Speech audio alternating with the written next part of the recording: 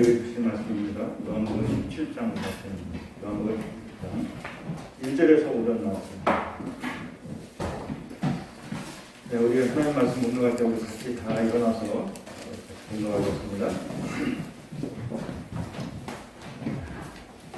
공동합니다. 시작.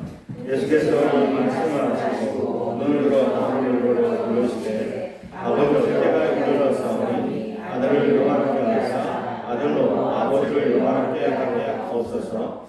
아버지께서 아들에게 주신 모든 사람에게 영생을 주게 하시려고 만민을 다스리는 권세를 아들에게 주었음이로소이다. 영생은 곧 유일하신 참 하나님과 그가 보내신 자 예수 그리스도를 아는 것입니다. 아버지께서 내게 가르쳐주신 일을 내가 이루고 아버지를 이 세상에서 영화롭게 하였사오니 아버지는 창세전에 내가 아버지와 함께 가졌던 영화로서 지금도 아버지와 함께 나를 영화롭게 하옵소서. 아멘. 아멘. 우리 자리 앉으시기 바랍니다. 이제 서로 앞뒤 가슴에다가 손을 얹고 나 자신을 예수님으로 축복합니다. 나는 하나님이 두고 오시게도 아까운 존재다. 확신가지고 다시 한번 시작. 나는 하나님이 두고 오시게도 아까운 존재다. 여러분 그렇게 믿으십니까? 아멘. 우리 앞에 사람 보시면서 인사합니다. 사랑합니다. 기도하겠습니다.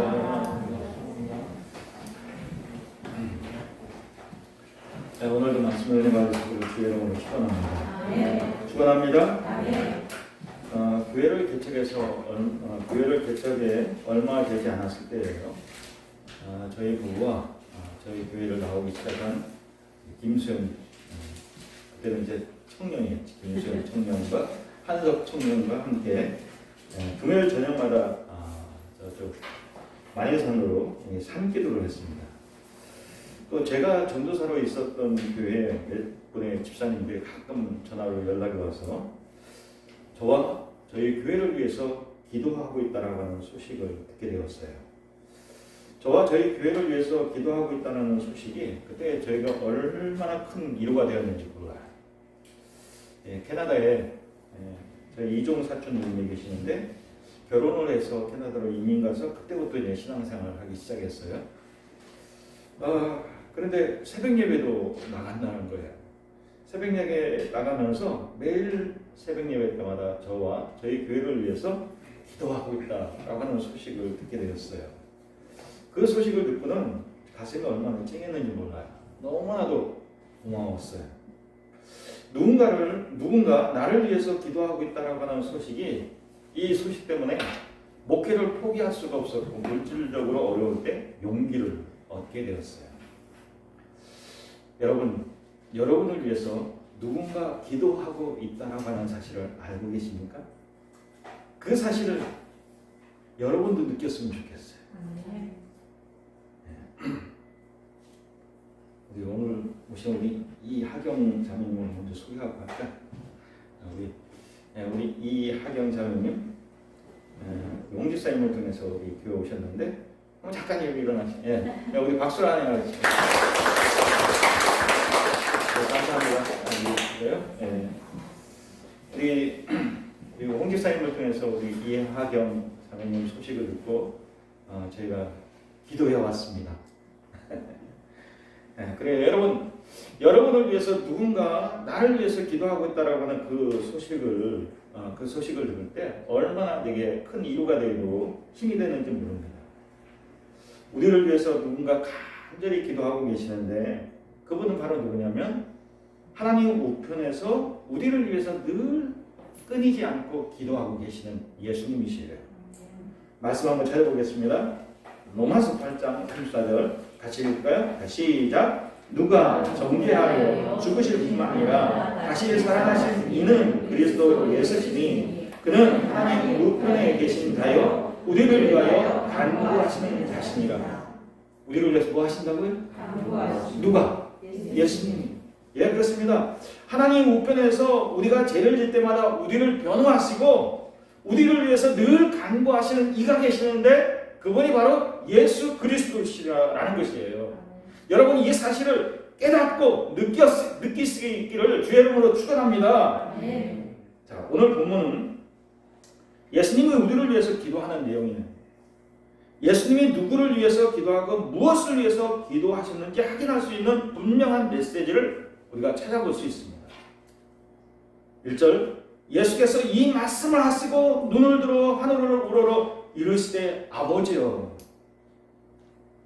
예수님은 성자 하나님이시기 때문에 사실은 기도할 필요가 없어요. 하나님이시니까. 그런데 예수님이 왜 기도하셨을까요? 예수님은 기도할 필요가 없으신 분인데 기도하셨다면 예수님의 기도는 우리에게 기도의 교과서가 될 거예요. 기도의 가장 모범적인 답안지가 될 것이에요. 어떤 내용의 기도를 어떻게 드렸는지 살펴볼 수 있습니다. 예수님은 우리와 똑같은 육신의 몸을 입고 이 땅에 오셨기 때문에 육신의 연약한 면에서 기도가 필요하셨던 거예요. 하나님이라고 하는 그 존재로는 기도가 필요 없었지만 이 땅에 육신의 몸을 입고 온 이상으로는 육신의 연약함 때문에 예수님에도 기도가 필요했던 거예요. 따라서 육신의 몸을 가진 모든 인간은 연약한 면에서 그리고 제한적인 면에 있어서 하나님께 기도할 필요가 있다는 것이에요. 두 번째로 예수님은 기도의 본을 보이기 위해서 기도하셨습니다. 기도는 이렇게 해야 한다. 기도하는 자의 자세와 태도에 대해서 바리새인과 서기관이 바리새인과 세리의 기도를 들어서 기도는 이렇게 해야 된다. 우리에게 가르쳐 주셨어. 또 기도할 때 포기하지 말아야 될 것을 가부의 기도를 예를 들어서 우리에게 가르쳐 주셨어. 또 이러한 내용으로 기도하라고 기도의 내용을 제자들에게 가르쳐 주셨는데 그 기도가 바로 뭐냐면 주기도문이죠.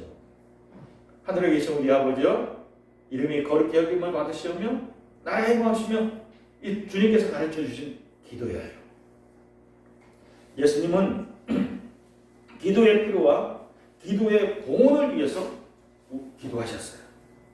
반대로 여러분 생각해 보세요. 반대로 놀라운 기적은 육신의 몸을 입은 인간이 기도하지 않고 살아가는 거예요. 이게 기적이에요. 아니 예수님도 하나님이신 예수님도 기도하셨는데 인간인 우리가 기도하지 않고 산다는 건 이건 기적이에요. 끔찍한 기적이에요.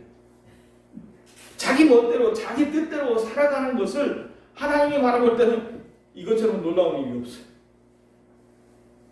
혹시 여러분은 이 놀라운 기적의 삶을 살고 계시지 않습니까? 여러분 기도를 어렵게 생각하지 마세요. 기도는 멀리 계신 하나님과 날마다 전화통화하는 거예요. 전화통화하는 거예요. 예수님의 기도의 첫마디가 뭡니까? 하나님 아버지라고 부르죠. 이 부름에는 하나님은 살아계신 분, 하나님은 내 앞에 계신 분, 내 아버지가 되신다라고 하는 고백의 선언문이에요. 고백의 선언문이에요. 신앙의 시작이에요.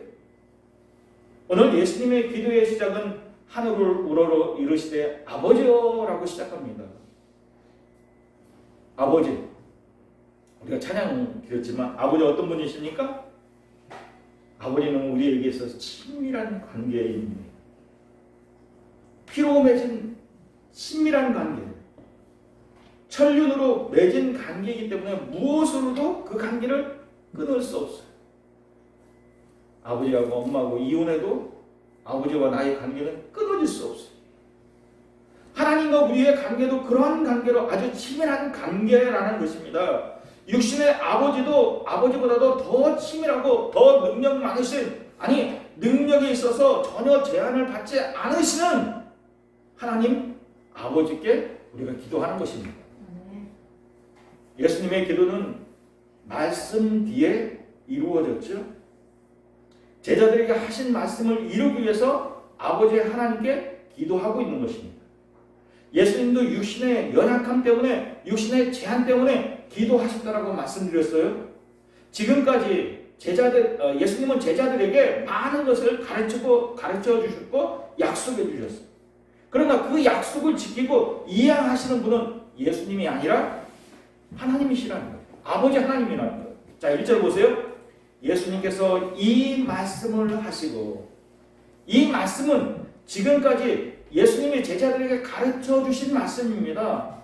이 말씀을 마치고, 이 설교를 마치고, 이 말씀을 실천하기 위해서 예수님도 하나님 아버지께 기도하고 계신 거예요. 여러분, 말씀은 우리를 기도의 자리로 인도합니다. 설교를 듣고 난 뒤에 기도하고 싶은 마음이 일어나지 않는다면, 기도의 필요성을 느끼지 못한다면 그건 뭔가 잘못된 거예요.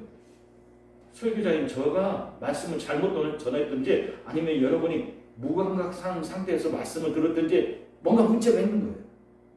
설교를 통해서 영혼의 필요성을 느꼈다면 왜 기도하지 않습니까? 주님의 성품을 갖고 주님의 가르침을 따르고 싶은 충동을 느꼈는데 왜 기도가 필요하지 않겠습니까? 설교를 듣고 은혜를 받았다면, 무엇인가 영적인 필요를 느낀다면 기도해야 되는 겁니다.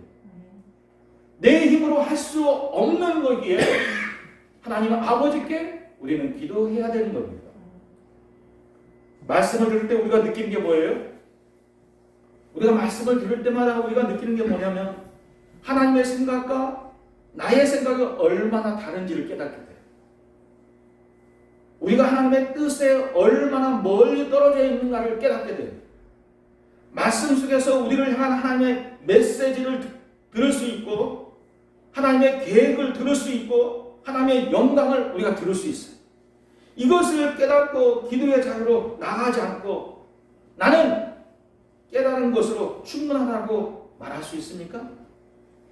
그래, 목사님 말씀대로 그런 것이지 깨달은 것으로 충분합니까? 깨닫는 것으로만 나를 변화시킬 수 있고 세상을 변화시킬 수 있습니까? 말씀을 듣고 깨닫는 것으로는 충분하지 않다는 것입니다. 말씀을 듣고 회개하고 결단하고 헌신하기 위해서는 반드시 말씀을 듣고는 기도의 자리로 나아가야 된다는 거예요. 여러분, 우리가 말씀 듣고 기도의 자리로 반드시 나아갈 수 있기를 주의 이름으로 축원합니다. 자, 예수님은 제자들에게 하나님의 말씀을 가르치고 제자들이 이 말씀을 이해한 것으로 모든 것이 다 되었다라고 생각하지 않았어요. 제자들이 하나님의 말씀을 듣고 이해했다고 해서 달라지는 것은 하나도 없습니다. 이해하는 것으로 달라지는 것은 하나도 없어요. 이것을 말씀하시는 분도 하나님이시고 이것을 이루실 분도 하나님이시에요. 인간의 말씀을 듣고 이해했든지 못했든지 이거는 아무런 상관이 없어요. 하나님의 이 말씀대로 모든 것을 이루실 것입니다. 그러기에 예수님은 말씀하신 후에, 제자들에게 말씀하신 후에 하나님 앞에 홀로 서서 이 엄청난 사실을 말씀하시는 하나님에게, 또 이루실 하나님에게 기도로 감사하고 있고 찬양하고 있고 영광을 돌리고 있는 것을 보게 돼요. 왜 우리는 그렇게 많은 설교를 들었음에도 불구하고 변화되지 않을까요? 설교를 듣고 깨닫고 이해하는 곳에서만 그치기 때문에 그래요. 오늘도 말씀 잘 들었어. 오늘도 예배 잘 드렸어. 이거로 자기 만족을 삼기 때문에 그렇습니다. 말씀을 듣고 난 뒤에 하나님께 온전한 영광을 돌리고 하나님께 감사하고 우리의 온 인격을 성령으로 충만하기 위해서는 기도의 자리로 반드시 나아가야 된다는 것이죠. 말씀 뒤에 반드시 여러분 기도로 헌신하는 그런 시간을 갖기를 주의 이름으로 축원합니다. 자, 요한복음 17장은 예수님의 기도의 내용을 보면 이 네 부분으로 나눠질 수 있어요. 첫째는 뭐냐면 1절부터 5절까지 예수님과 자신의 관계에 대해서 기도하고 있어요. 하나님과 자신의 관계에 대해서 기도하고 있어요. 또 6절부터 10절까지는 제자들을 위해서 기도하고 있어요. 또 11절부터 19절까지는 세상에 남게 될 제자들을 위해서 기도하고 있어요. 또 20절부터 26절까지는 제자들만 아니라 모든 믿는 자가 하나가 되어서 하나님의 놀라운 구원이 이루어지기를 위해서 예수님은 기도하고 계세요. 자, 예수님이 가장 먼저 무엇을 위해서 기도하셨습니까? 하나님의 영광을 위해서 기도하셨어요. 자, 1절 한번 다시 한번 볼까요? 우리 한번 1절 한번 같이 공부합니다. 시작! 예수께서 이 말씀하시고 눈을 들어 하늘을 우러러 이르시되 아버지여 때가 이르렀사오니 아들을 영화롭게 하사 아들로 아버지를 영화롭게 하게 하옵소서. 때가 이르러 싸우니 아들을 영화롭게 하사 아들로 아버지를 영화롭게 하옵소서. 우리는 하나님이 어떤 분인지 모르고 자신의 문제에 빠져서 자신의 문제만 하나님께 기도하는 경우가 많아요. 그런데 예수님의 기도는 자신의 문제가 먼저가 아니라 하나님의 영광을 먼저 구하고 있다는 거예요. 하나님의 영광. 우리가 하나님께 먼저 구할 기도는 하나님의 영광입니다. 하나님의 영광을 생각할 때 우리는 두 가지 측면으로 생각해 봐야 되는데, 첫째는 뭐냐면 하나님은 본래 영광의 강체시라는 거예요. 영광의 강체시예요. 하나님은 모든 피조물과 비교할 수 없는 영광의 강체이십니다. 그 앞에 서 있는 우리는 아주 미묘한 존재이고 너무나도 나약한 존재. 그분의 찬란함과 아름다움과 영화로움은 말로 다 표현할 수 없어. 변화산에서 변화된 예수님을 보고 베드로의 고백을 그랬죠. 주님, 여기가 좋사오. 뭐가 좋다는 거예요? 변화된 주님의 모습을 보니까, 그 영광의 모습으로 변화된 주님의 모습을 보니까 너무나 좋다는 거예요. 내려가고 싶지 않다는 거예요. 또 시내산에 오른 모세의 얼굴빛이 그렇지 않았습니까? 하나님을 만나 십계명 돌기를 받은 이 모세의 얼굴에서 강치가 나는데 다른 사람들이 모세의 강치나는 얼굴을 쳐다볼 수 없어 모세가 그 얼굴을 수건으로 가렸다는 것이에요. 그러니까 여러분, 하나님의 강체는 모세의 강체 그 이상이라는 것이에요. 이상이에요. 하나님은 본래 영광의 강체십니다. 예수님도 그러한 하나님의 영광의 본체이셨습니다. 5절 말씀 보세요. 아버지와 창세전에 내가 아버지와 함께 가졌던 영화로서, 예수님의 고백이죠. 내가 창세전에 아버지와 함께 영광 가운데 있었다는 거예요. 자, 여러분, 두 번째로 우리가 영광이라고 하는 것을 두 번째 볼 수 있는 건 뭐냐면, 모든 만물이 하나님의 뜻에 복종할 때 하나님의 뜻이 이루어지고 하나님의 거룩하신 뜻이 모든 피조물에게 나타남으로써 이루어지는 영광이에요. 우리 1절 한번 다시 한번 보세요. 아버지여 때가 이르러 싸우니 아들을 영화롭게 하사 아들로 아버지를 영화롭게 하게 하옵소서. 4절, 아버지께서 내게 하라고 주신 일을 내가 이루어, 아버지께서 내게 하라고 주신 일을 내가 이루어 아버지를 이 세상에서 영화롭게 하였사오니. 아들을 영화롭게 해달라고 하는 이 말은 예수님이 가졌던 창조 이전에 예수님이 가졌던 예수님의 신성과 영광을 회복해달라고 하는 그런 뜻이 아닙니다. 정반대로 자신을 십자가에 달려 죽게 함으로 인해서 하나님의 뜻이 성취되게 해달라고 하는 이런 의미예요. 이런 의미. 때가 이루어 싸우니, 어떤 때가 이루어졌다는 거예요? 예수님이 십자가에서 달릴 때가 이뤘다는 것이죠. 왜 예수님은 자신이 죽어야 영화롭게 된다고 말씀하십니까? 왜 예수님이 죽어야 하나님이 영화롭게 됩니까?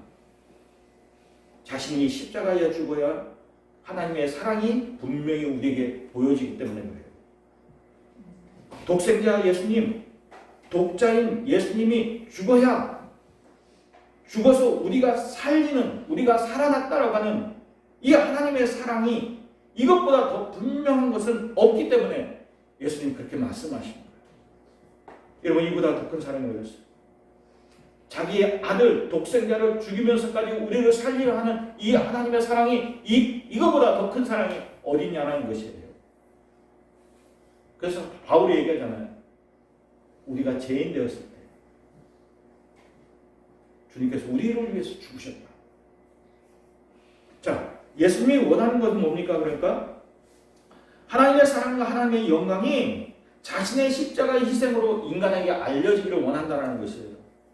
예수님은 하나님의 이름이 높아진다면, 영화롭게 된다면 자신이 십자가 위에 달리는 것이 영광이라는 것이에요. 여기에서의 영광은 결코 문자적인 영광이 아니라 예수님의 낮아짐과 예수님의 비참하게 죽으시고 내가 이렇게 십자가의 죽음으로 인해서 하나님의 영광이 드러날 수 있습니다. 하나님의 사랑이 드러날 수 있습니다. 이거예요. 그래서 뭐래요? 아들로 아들을 영화롭게 하사 아들로 아버지를 영화롭게 하옵소서. 내가 죽음으로 인해서 하나님이 영화롭게 되게 하옵소서. 이렇게 기도하시는 거예요. 예수님은 하나님의 이름을 너무나도 영화롭게 하고 싶어서 십자가를 향해서 달려가고 싶은 심정을 지금 나타나고 있어요. 예수님이 우리에게 원하는 것은 얄팍한 내 자존심과 교만한 마음을 깨뜨려버리고 하나님의 뜻에 온전히 복종함으로 했습니다. 하나님의 이름이 우리 가운데 높임을 받기를 원하시는 거예요. 우리도 이러한 예수님을 본받기를 주의 이름으로 축원합니다. 자, 하나님이 예수님을 통해서 이루실 두 가지 놀라운 능력이 있는데 그건 뭐냐면 첫째 뭐냐면 아들에게 주신 모든 사람에게 영생, 영원한 생명을 주신다는 거예요. 두 번째는 뭐냐면 이 세상 모든 것을 아들의 손에 예수님의 손에 맡겨서 최종적인 심판을 아들로 하여금 하게 하신다는 것이에요. 자, 그래서 이 세상에서 예수를 믿으면 구원받고 천국에 가지만 예수님을 모르고 안 믿으면 죽어서 심판받고 지옥에 가는 겁니다. 여러분은 예수님이 내 죄를 대신해서 십자가에 못 박아 죽으신 것을 여러분 믿으십니까?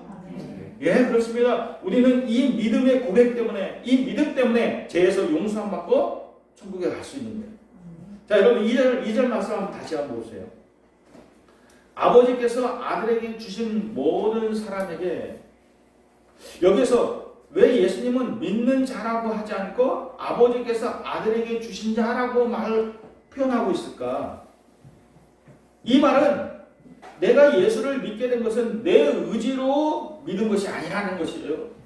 여러분 그렇습니다. 우리가 예수를 믿게 된 것은 내 의지로 믿게 된 게 아니에요. 내가 어떻게 해서 예수를 믿게 되었는데 논리적으로 설명할 수가 없어요. 나도 전에는 다른 사람과 똑같이 하나님을 인정하지 않고 예수 믿는 사람들을 미워하고 세상에 제 모습을 즐기며 살아왔어요. 그런데 나도 모르게 예수 믿는 자리까지 인도함을 받게 되었어요. 누군가의 손에 이끌려서 이렇게 신앙 안에 들어오게 된 것입니다. 이것이 바로 뭐예요? 하나님의 손길이에요. 하나님의 은혜인 거예요. 자, 하나님이 이러한 사람에게 주시는 축복이 뭐라는 겁니까? 이러한 사람에게 주시는 축복이 영생이랍니다. 영원의 하나님의 축복과 영광 가운데 사는 것입니다. 이들에게 왜 이러한 축복을 주십니까? 이들이야말로 하나님의 뜻에 순종해서 사는 자들이기 때문에 이런 축복을 주시는 거예요. 우리에게 그런 축복을 주시는 거예요. 여러분이 저와 여러분에게 이런 축복이 있는 것을 믿으시기를 주의 이름으로 축원합니다. 여러분 그러면 그렇지 않은 자들은 어떻게 됩니까? 하나님을 인정하지 않고 자신의 죄를 인정하지 않기 때문에 또 죄에 대해서 무리고 죄에 대해서 무감각하게 살고 있기 때문에 결국 하나님의 심판대 앞에 서야 된다는 거예요. 죄 때문에 심판대 앞에 서야 된다는 거예요. 우리는 예수님 때문에 제 문제를 해결받았어요. 그러나 예수님을 인정하지 않는 사람은 자신의 죄를 인정하지 못한 것이고 자신의 죄를 해결받지 못한 거예요. 그러니까 하나님의 심판대 앞에 서서 죄에 대한 심판을 받고 지옥에 갈 수밖에 없는 거예요. 우리가 예수를 믿는 것은 기독교 안에서 나를 주장하는 것이 아닙니다. 모든 것을 다 이뤄놓고 내려놓고 주님 앞에서 나 자신을 낮추는 것입니다. 겸손히 나를 낮추고 주님 앞에서 주님만 높여드리는 그런 예배자의 삶을 사는 것입니다. 그것이 바로 믿는 삶이에요. 믿음의 삶이에요. 자, 죄인인 인간이 멸망하지 않고 영원한 생명을 얻을 수 있는 길이 뭡니까? 그것은 하나님의 존재와 하나님의 사랑을 알고 예수님을 아는 거예요. 이제 3절 한번 같이 해보겠습니다. 3절. 자, 시작. 영생은 곧 유일하신 참 하나님과 그가 보내신 자 예수 그리스도를 아는 것이다. 다시 한번 시작. 영생은 곧 유일하신 참 하나님과 그가 보낸 자 예수 그리스도를 아는 것이다. 여러분 영생은 뭐예요? 아는 것이라는 거예요. 우리가 영원한 생명을 얻는 것은 아는 것이라는 거예요. 누구를 알아야 돼요? 하나님과 하나님의 사랑, 또 하나님의 보내 예수님을 아는 것이라는 것이죠. 영생은 하나님과 함께 영원히 사는 것을 얘기하는 겁니다. 하나님과 영원히 함께 살기 위해서는 하나님이 어떤 분인지를 알아야죠. 또 하나님의 사랑을 힘입어야 우리가 그 사랑 가운데 하나님과 함께 살게 됩니다. 이제 이런 좀 차원 높은 얘기가 아니라 우리 일상적인 얘기를 한번 해볼까요? 여러분, 누가 내 인생의 영원한 동반자가 될 수 있어요? 누가 내 인생의 영원한 동반자가 될 수 있어요? 나를 아는 사람, 내가 아는 사람, 또 나를 사랑하는 사람, 이 사람이 나의 영원한 동반자가 될 수 있어요.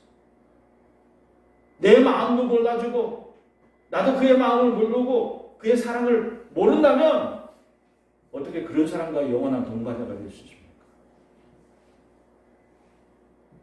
같이 사는 게 지겨운 거지. 여러분, 그렇습니다. 사람과 사람 사이도 이러한 관계가 돼야 영원한 동반자가 될 수 있는 것처럼 창조주 하나님과 피조물인 우리가 영원한 동반자가 될 수 있는 것, 우리가 하나님을 알고 또 하나님의 사랑을 알고 그 사랑을 힘입어야 우리가 하나님과 영원히 살 수 있다는 것. 유일하신 참 하나님이라는 말은 뭐예요? 다른 것은 없는 오직 한 분 하나님이라는 것입니다. 참은 거짓이 아닌 진짜 하나님이라는 것입니다. 그래서 여러분, 그렇습니다. 우리 하나님은 유일하신 참 하나님이셔. 하나님은 스스로 존재하십니다. 태양이 있기 전에, 우리가 탄생하기 전에 모든 천사가 존재하지 않을 때에 빛이신 하나님이 존재하셨어요. 그 하나님이 이 세상 모든 것을 만든 것입니다. 그 하나님이 우리 인간과 영원히 함께 살고 싶어서 죄가 가득한 우리를 예수님의 십자가의 피로 우리의 죄를 씻어내시고 우리를 하나님의 자녀 삼아주셔서 양자로 삼아주셔서 영원히 함께 살기를 약속하신 것입니다. 예수님이 이제 이를 확인하기 위해서 기도하시고 계십니다. 영생은 곧 유일하신 참 하나님과 그가 보내신 자 예수 그리스도를 아는 것입니다. 자, 이제 4절 봅시다. 4절.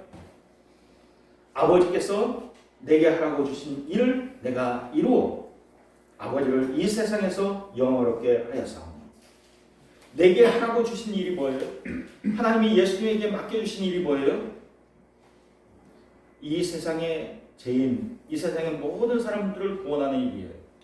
그 일을 어떻게 해야만 이룰 수 있다는 겁니까? 그 사람의 모든 죄를 다 담당하고 모든 죄를 다 담당하고 십자가의 죽음으로 인해서 그들의 죄값을 다 담당함으로 인해서 이 일이 이루어진다는 것이에요. 그래서 예수님은 모든 사람의 죄를 대신해서 십자가에서 대신 죽으신 것입니다. 자, 여기 이루어 하나님의 뜻에 순종해서 예수님은 십자가에서 죽으심으로 아버지께서 이 세상에서 영화롭게 되었다라고 말합니다. 우리에게 영생을 주셔서 영원히 함께 살고 싶은 하나님의 계획은 창세 전부터 세워놓으신 계획이에요. 예수님은 창세 전부터, 그러니까 우리를 위해서 예비된 하나님의 속죄의 어린 양이었어요. 예수님의 죽으심은 창세 전부터 시작된 하나님의 한없는 사랑의 시작이었고 끝없는 사랑이었고 무한한 사랑이었어요. 이 사랑을 우리가 힘입어야 우리는 하나님과 영생할 수 있다, 영원히 함께 살 수 있다는 겁니다. 하나님의 아들이 이 땅에 오신 이유는 우리 모두가 멸망의 길로, 사망의 길로 가고 있기 때문에 그렇습니다. 여러분, 그래서 모든 사람이 다 어디로 가고 있어요? 다 나름대로 제멋대로 살고 있다라고 하지만 사람들이 결국은 가고 있는 건 어디에? 죽음을 향해서 가고 있는 거예요. 사망의 길로 가고 있는 거예요. 멸망의 길로 가고 있는 거예요. 그러나 우리를 안전한 곳으로 인도하시기 위해서 예수님이 이 땅에 오신 것입니다. 여러분, 공사장 근처를 가보신 적이 있어요? 거기는 반드시 안내원이 있어요. 그 안내원은 길 가는 사람을 안전한 길로 유도합니다. 이쪽으로 이렇게 가셔야 됩니다. 인도합니다. 안전요원이 인도를 따라가야 안전하게 갈 수 있어요. 예수님이 그런 분이셔요. 우리가 잘못된 길을 선택하지 않고 우리로 하여금 안전한 길, 축복의 길, 영생의 길로 가기 위해서 우리를 인도하시는 것이에요. 따라서 여러분, 내 삶의 주인은 내가 아니에요. 내 멋대로 산다고, 내 인생이니까 내 멋대로 산다고 살아야 된다라고 그렇게 생각하지만 그게 멋대로, 마음대로 사는 게 아니에요. 잘못됐다간 잘못된 선택을 하는 동안, 선택하는 순간 그 멸망의 길이에요. 나의 삶의 주인은 누구십니까? 나를 안전한 길로 인도하시는 예수 그리스도이십니다. 그러기에 내 삶의 주인은 내가 아니라 나를 인도하시는 예수님이십니다. 주인 되신 예수님을, 우리의 삶의 주인 되신 예수님을 잘 따라가기를 주의 이름으로 축원합니다. 그 순종에 영생이 있음을 여러분 믿으시기를 주의 이름으로 축원합니다. 이제 오늘 드려진 말씀을 여러분 생각하면서 주님 앞에 기도하기로 원합니다.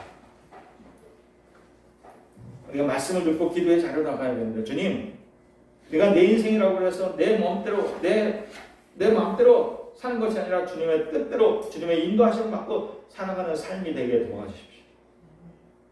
영생은 곧 유일하신 하나님과, 참 유일하신 하나님과 또 그가 보낸 예수님을 아는 것인데 내가 하나님과 힘싸할 수 있도록 도와주세요. 예수님을 통해서 하나님의 사랑을 힘입을 수 있도록 도와주세요. 그냥 그렇게 한번 기도했으면 좋겠습니다.